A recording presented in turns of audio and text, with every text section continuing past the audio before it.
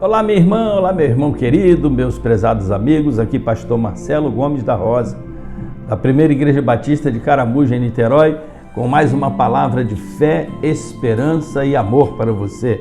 Hoje sobre a chegada do Espírito Santo, Atos capítulo 2.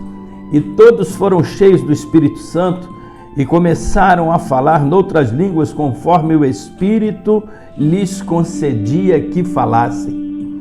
Como, pois, ouvimos cada um na nossa própria língua em que somos nascidos, partos, medos, elamitas, os que habitavam na Mesopotâmia, Judéia, Capadócia, no Ponto, na Ásia, pessoas da Frígia, da Panfilha, do Egito, das partes da Líbia, junto a Cirene, e forasteiros romanos, tanto judeus quanto prosélitos, cretenses, árabes, todos temos ouvido em nossas próprias línguas a falar das grandezas de Deus, e todos se maravilhavam e estavam perplexos, dizendo uns para os outros: que isso quer dizer?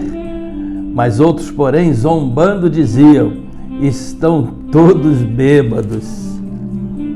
De sorte que foram batizados os que de bom grado receberam a sua palavra, e naquele dia agregaram-se quase 3.000 almas, e perseverando unânimes na palavra de Deus todos os dias no templo, partindo o pão em casa, comiam juntos com alegria e singeleza do coração, louvando a Deus e caindo na graça de todo o povo.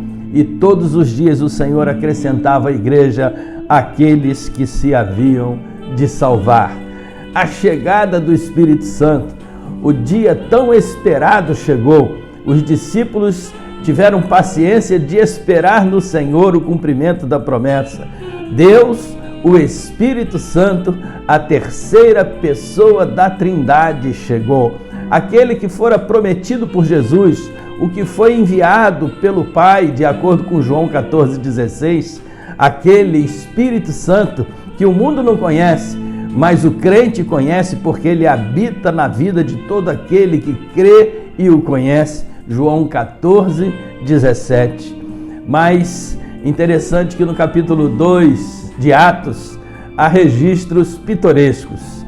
Primeiro, há aqueles que ficaram maravilhados com o poder do Espírito Santo. Eles chegaram a dizer uns para os outros que estavam maravilhados e perplexos, mas eles não entendiam o que aquilo queria dizer.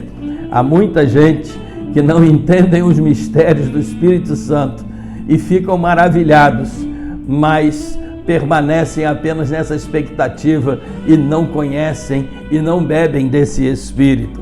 Há também aqueles que zombam do Espírito Santo. Versículo 13, que diz que algumas pessoas zombando diziam que aqueles estavam não cheios do Espírito Santo, mas estavam bêbados, estavam cheios de vinho. Há pessoas que zombam dos crentes, zombam da palavra de Deus, zombam do Deus da palavra e zombam do Espírito Santo de Deus. É só olhar as redes sociais que você vai ver os comediantes fazendo graça, tirando graça da onde não tem graça, tirando graça da descida e do poder do Espírito Santo na vida dos outros. Mas há também, nesse texto, no versículo 41, aqueles que se rendem ao Espírito Santo. Rendido estou ao Espírito Santo. O Espírito Santo, de acordo com a promessa de Jesus em João 16:8, é aquele que convence o mundo do pecado, da justiça e do juízo de Deus. Se o Espírito Santo convencer você do pecado, da justiça e do juízo de Deus, isso quer dizer que você começou um relacionamento espiritual muito sério com Deus. Então não resista se o Espírito Santo falar ao seu coração. E por último, esse texto registra que há aqueles que vivem na dependência do Espírito Santo.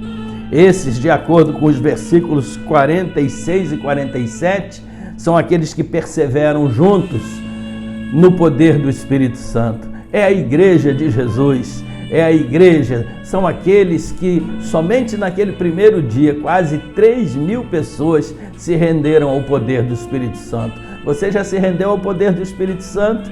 Não resista. Se o Espírito Santo falar ao seu coração, não endureça o seu coração, não resista ao poder do Espírito Santo, porque Deus, pela sua infinita graça, nos deu o Espírito Santo, que nos convence do pecado, da justiça e do juízo, e é o que basta para que o nosso coração seja aberto para receber o amor, a paz e a salvação de Deus que está em Cristo Jesus. Que Ele te abençoe no dia de hoje, graça e paz da parte do Senhor Jesus.